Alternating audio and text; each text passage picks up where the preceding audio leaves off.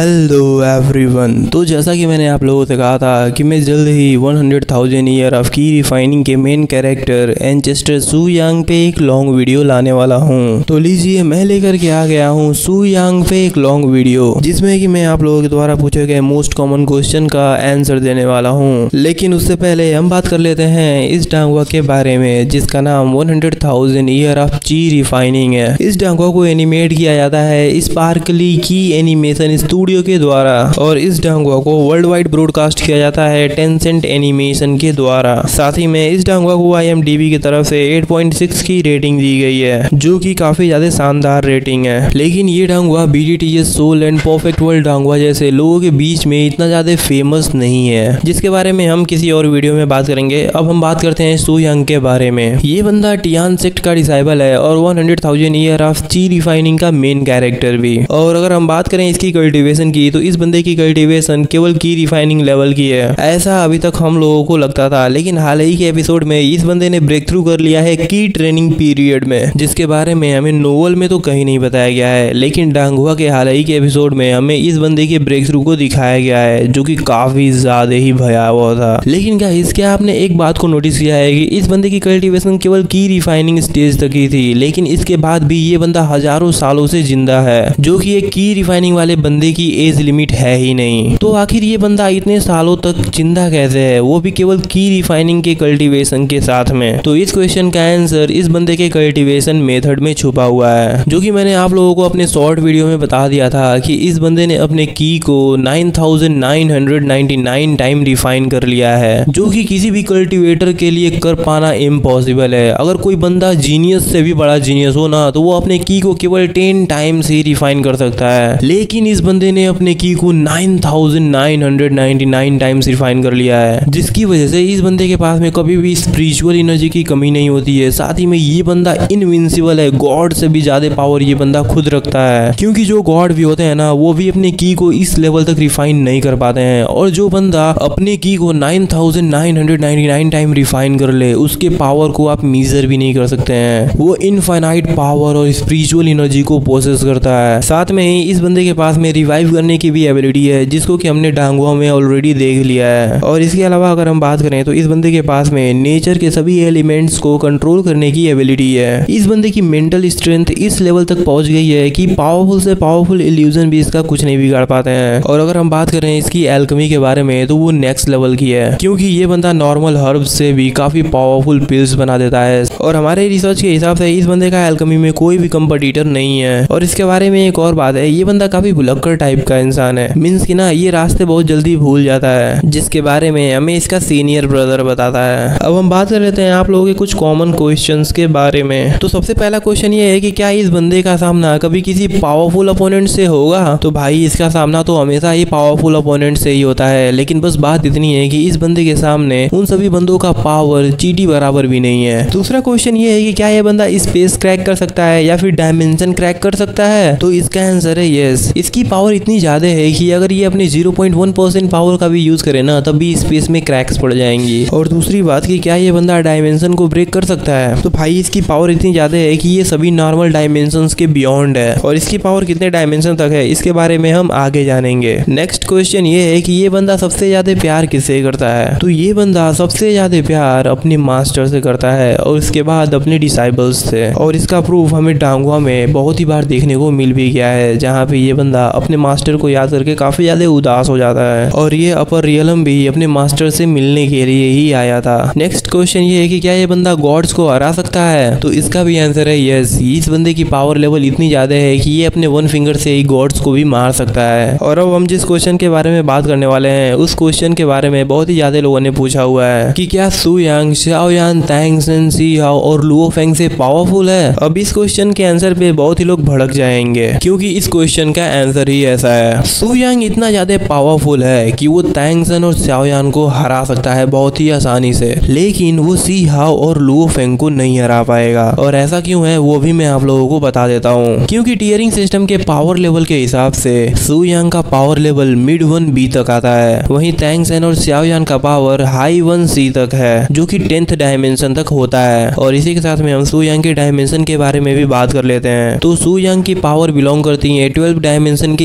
Initial level से। अब इस डायमेंशन के गैप के हिसाब से तो आप लोग समझ ही गए होंगे कि सु यंग कितना ज्यादा पावरफुल है। तो ये तो कुछ कॉमन क्वेश्चन थे आप लोगों के एंसेस्टर सु यंग से रिलेटेड, जिसको कि मैंने इस वीडियो में कवर कर दिया है। आप लोगों को ये वीडियो कैसी लगी हमें कमेंट बॉक्स में जरूर बताइएगा। मिलते हैं एक और नई वीडियो में, तब तक के लिए टाटा बाय बाय।